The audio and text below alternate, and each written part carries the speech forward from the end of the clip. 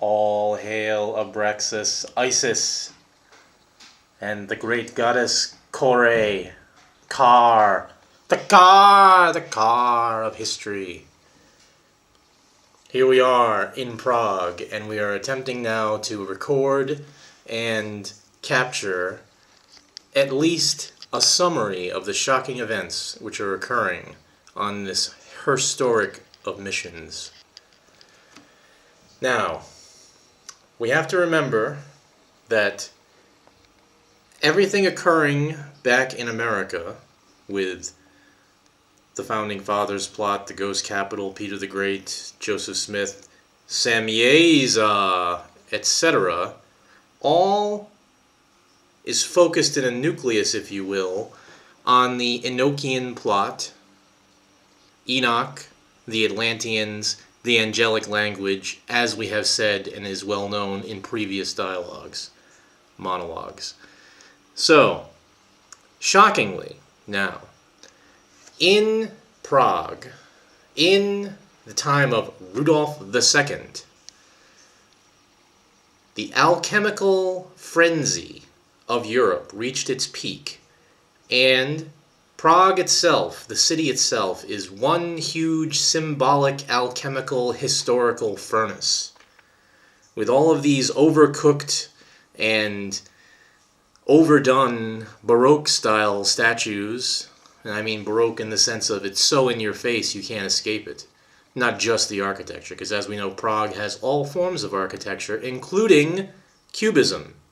And it is the only city with Cubist architecture, but that's just more to be illuminated in the future. What we must focus on now is during the time of Rudolf II, we have the post-Renaissance, or during Renaissance, late Renaissance, revival of the Greco-Roman world.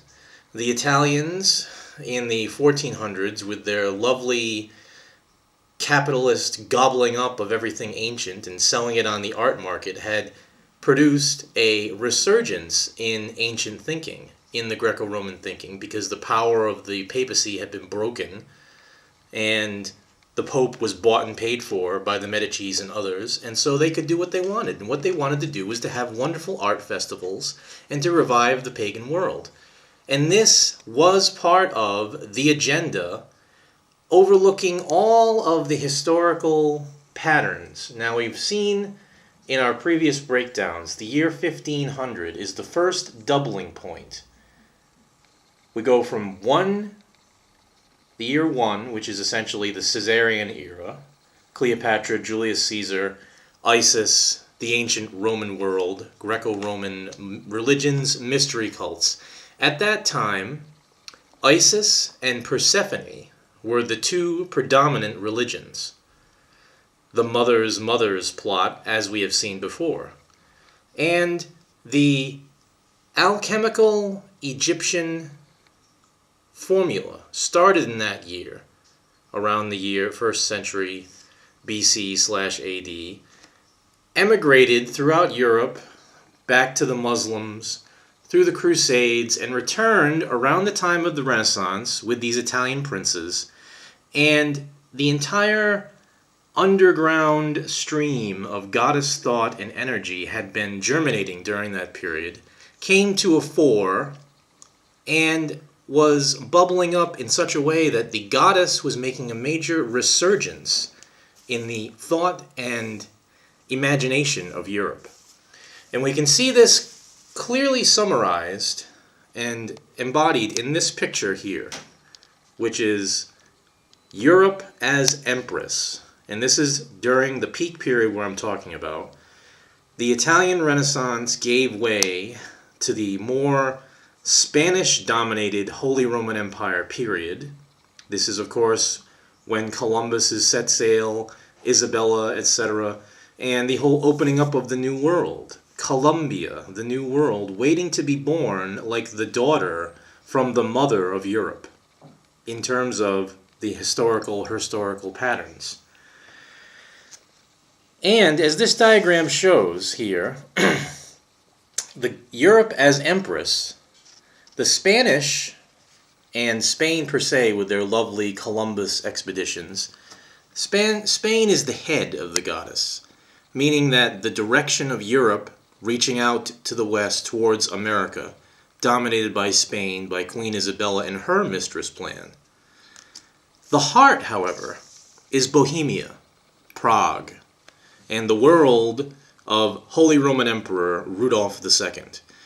And we don't have to get into all the details about Rudolf, but let us just say a few things quickly. One is that he was a patron of the alchemists, which is how I first got into consciousness of him, was during my Carl Jung alchemical frenzy, and the work of Michael Meyer, Count Michael Meyer, who was Rudolph's physician and also one of the major alchemists, and it's connected to the Golden Lane and the whole alchemical opus that Rudolph's court was. And this book here, which we have, Magic Circle of Rudolph II, Alchemy, Alchemy and Astrology in Renaissance Prague, talks all about Rudolph's period here when he was calling up all of these goddess forces and focusing them. And the entire stage, let's say, of Prague, the world theater that he presided over, was a calling out to all of these figures in the underground streams. Michael Meyer is just one of them. Paracelsus, etc., was on the scene just prior to Rudolph and had spawned a whole bunch of adepts and alchemical magi who were wandering about Europe but had no place to stay, let's say. You can look at them in terms of the body of Europe here. These alchemical magi were wandering about, sometimes to England and back, sometimes out to Russia, etc. But Rudolph called them all together according to a mistress plan agenda. And there's things happening here in Bohemia, in Prague, that Rudolph was picking up on and following through with, that begin most likely with his ancestor Charles IV and his predecessor Charles IV as Holy Roman Emperor, who was very goddess connected and who we will get to later. But Charles IV is a key figure who dominates Prague. The Charles Bridge with its famous statuary, as I have been filming, etc. So, these alchemical characters being drawn together in Rudolph's court formed a nucleus of the planetary brain. The Gaia consciousness of the brain became focused here. And the characters drawn here were completing the process of the year 1500 turnover. By Rudolph's period here, we're into the 1590s, we're into the late Renaissance, and these characters who had been stirred up during the turnover, starting with guys like Da Vinci, etc., etc., these characters all came to work for Rudolph in Prague, and they were all supposedly searching for the alchemical secrets, the Philosopher's Stone, the elixir, etc. But really no one knows what was happening, and it all adds up to a big question mark. A question mark which has yet to be revealed in any true historical context, other than to say, as this book points out, that by the time it was all over, and Rudolph's work had achieved a certain maturation here, he had laid the foundation for the scientific revolutions, for the Enlightenment, and for everything that Peter the Great would then pick up and push to the extreme, let's say, for the 1700s. So, in Rudolph's time now, as we know, contemporary with him was our old buddy, Dr. Dee, who, during Elizabeth's rule, Elizabeth I of England, was the golden boy astrologer of her court. And he was sent, Agent 007, on a mission to Europe by Elizabeth to investigate all of these wonderful happenings going on and to bring back reports, let's say, on what was really happening. And this coincided with Dee's own mystical period involving the Enochian Angels. Now, as we have said before, Dee was communicating with the dead, he was an alchemist, etc., as well as being a political spy.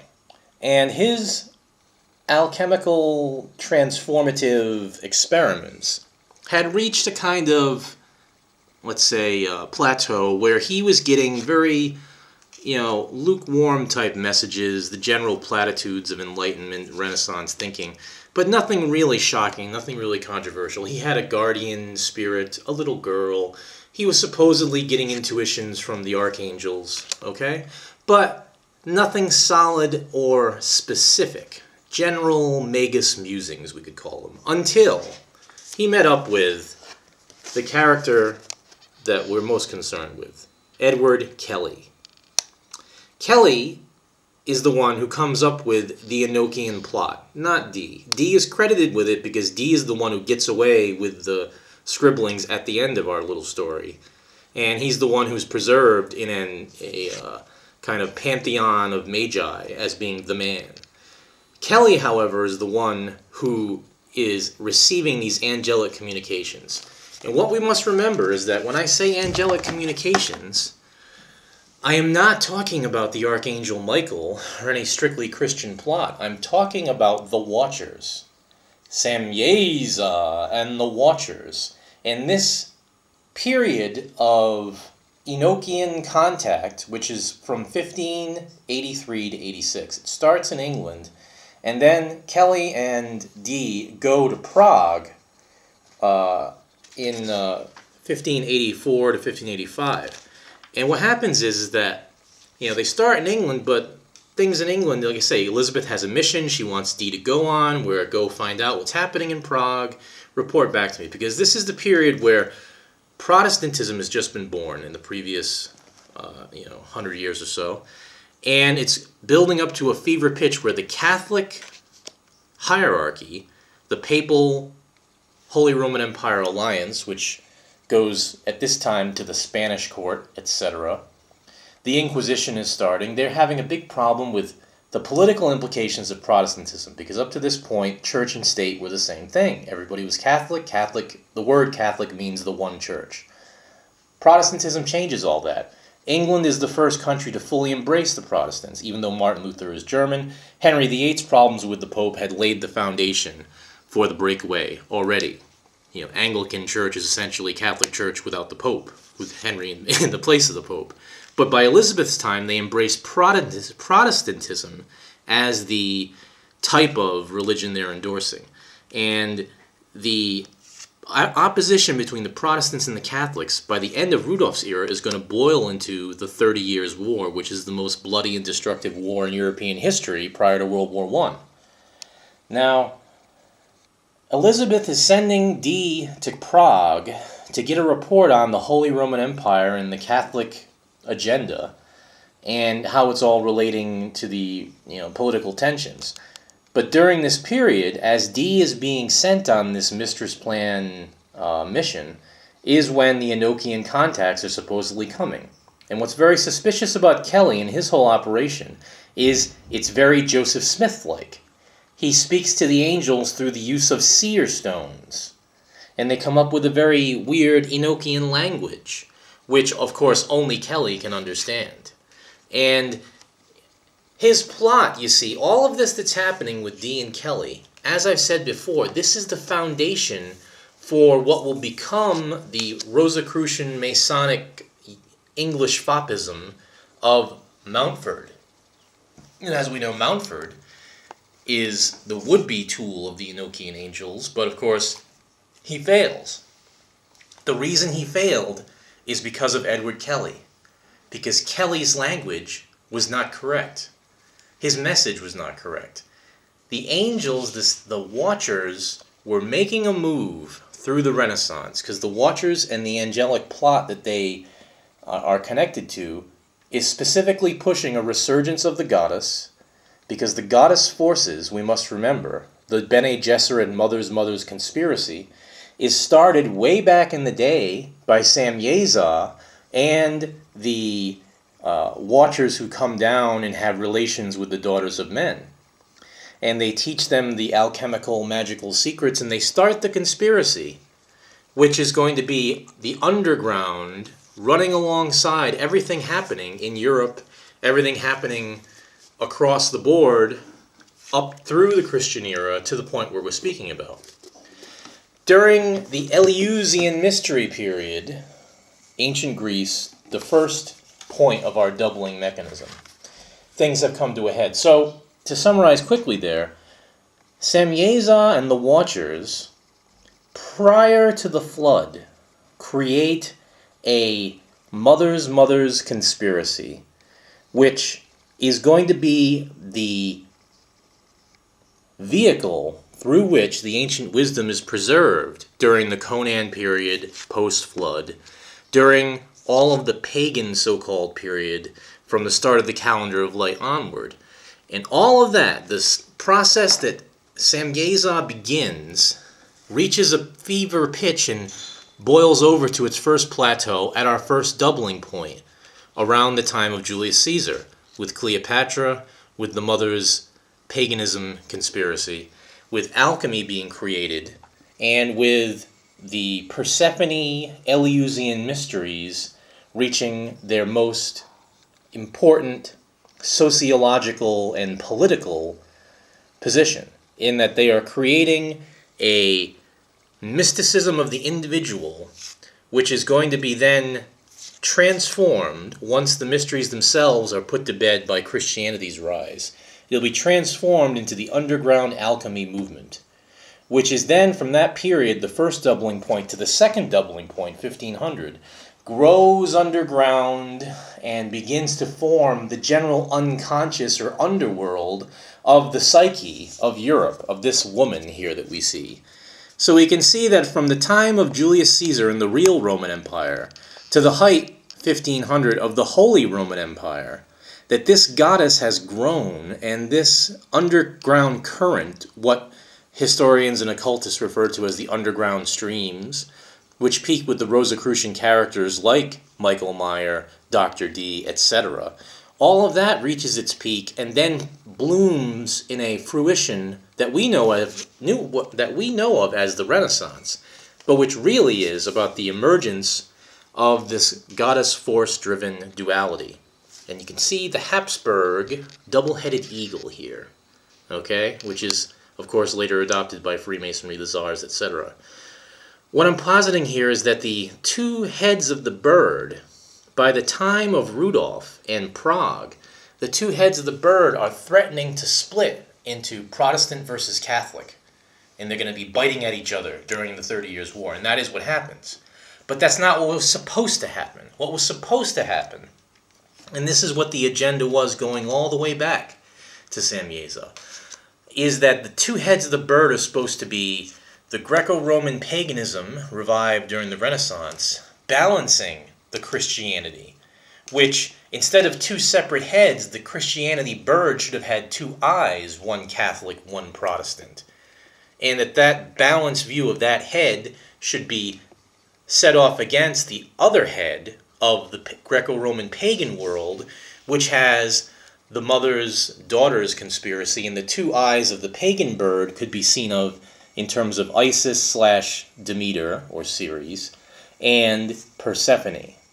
Okay, so the conscious and unconscious versions of the mother versus the conscious and unconscious versions of the father, okay, in terms of this Holy Roman Empire structure. And all of these articulations of the brain going on and forming their peak. And it was only when the symbolism of the Greco-Roman world had reached the consciousness of Europe that Samyeza's agenda could be fulfilled, and the alchemical process could reach its first phase of completion. And the phase of completion that I'm speaking of would have been the attainment of the real jewel, the real planetary conspiracy. Because we must remember Michael Meyer now, going back to the Jung analysis of alchemy. Michael Meyer is talking about how at that time, the world seen from the view of the seven planetary spheres, which we must remember are the seven planetary angels of Samyeza's crew, this world view of the astrological dominance of human affairs, it had reached a point where the conscious perception of it was allowing certain adepts to make direct contact with the angels themselves. In other words, From the first period 1, Julius Caesar, all the way to the Renaissance, the language had been rediscovered, uncovered, brought into its full form. What we know of as the alchemical, astrological, tarot-based occultism had produced a full vocabulary, you might say. And all that was required was for someone, some adept on the scene in Rudolph's court, to put it all together into a working language. And this is what Kelley indeed did. This is what Kelley's mission was. To take all of the occultism and pour it into an alchemical furnace, which then will produce a clearly usable, symbolic language, which is the new language of humanity. It's the restoration of the Tower of Babel. We are looking at Samyeza's period as when the Tower of Babel had been built. You've got to remember the Tower of Babel is the 7-leveled tower, and every level would be one of Samyeza's lieutenants, an angelic day-of-the-week angel, ruling over a certain region. And then what happened is that when the flood occurred and that civilization was destroyed, it was shattered and the language was lost, the confusion of tongues. And it took that long until the year 1500 for the language to be reassembled and for the planetary plot level to bear fruit. And that fruit was the Enochian contact scenario. However, here's where things go terribly wrong. Edward Kelley, who was given the talent and the tools and the timing to produce this language, fell short on an ego level, and he became Faust. The Faust legend, which had started in Prague, is about the man selling his soul to the devil for the purposes of glory and personal power, and eventually getting burned, of course. When the contract is up, he's taken to hell. Kelley, who lived in what's called Faust House off Charles Square in Prague, he, by failing at an ego level and wanting to cash in on his talents and his language, he held back the goddess energies. He prevented them from coming to full fruition through his pettiness by saying, oh, I've got the secrets, I've got the answer to the big mystery of history, I know what alchemy is all about. And he did. He did know what alchemy was all about. He did have all the answers about what Samyeza and the angels required of humanity. But the bastard decided to hold it back and to use it as a kind of self-promoting type of poker chip. He could keep holding back, never show the final card, always get more, always have more promises ready to be fulfilled. Oh, just give me another tract of land, Rudolph, and then maybe next week I'll tell you what the secret really is. Oh, give me some, gold, give me some women, give me.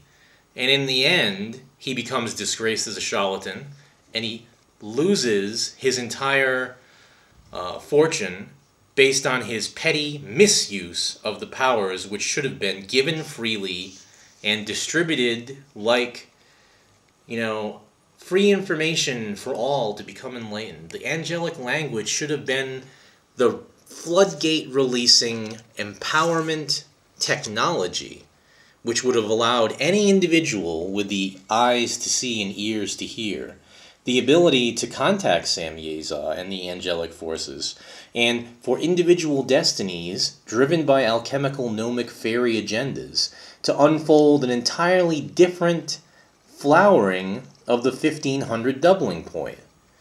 Had this occurred, had Kelley succeeded in his mission and pulled the veil off of the mysteries, we would have had a synthesis of conscious and unconscious elements of humanity at a time when America was first being discovered, and the church itself would have been transformed by the Rosicrucian goddess elements combining with the new scientific thought, the new religious and political perspectives into an awakened goddess into an entirely different history, which, of course, we did not get.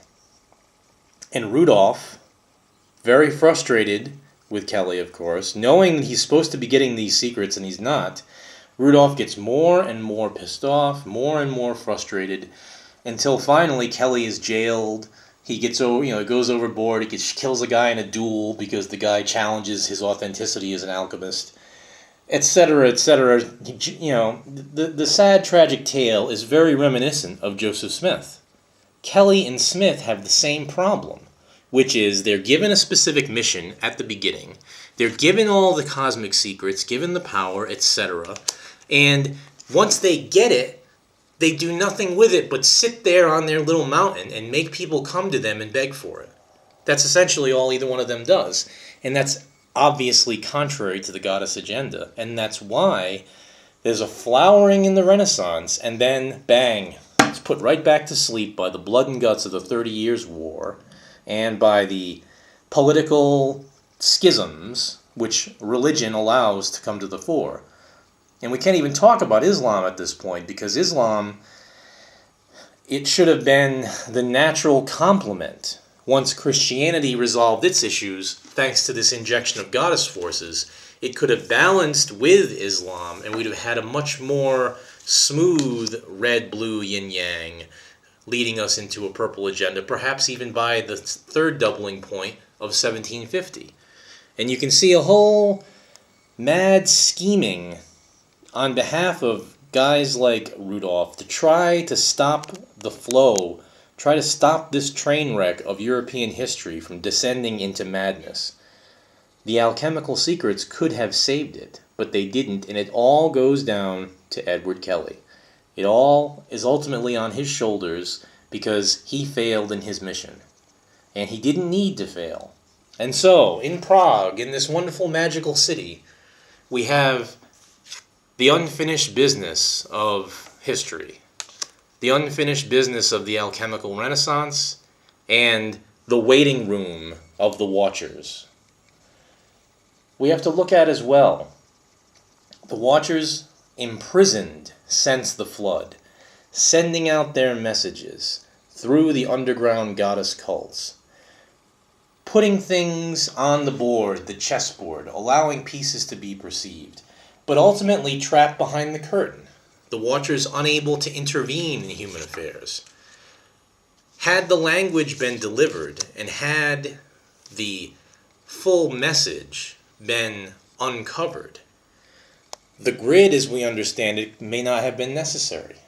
The whole totality of how America was unfolded would have been entirely different. All these things, shockingly, do come down to one guy sitting in a room in Prague and deciding to be an asshole instead of being the man, cosmically. And that man was Edward Kelley.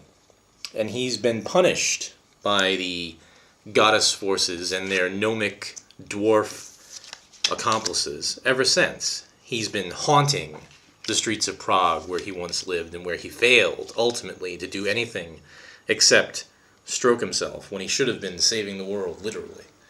So, all of this on the table brings us to the point where I was at on Friday night, where returning to the narrative of my contact with Samyeza, the purpose of the Prague mission, and how our arrival here and our triumphant return, for lack of a better terminology, it is finishing the business that Kelley started, and it is going to be bringing to a fore all of the goddess plots which have been hanging around waiting for fulfillment.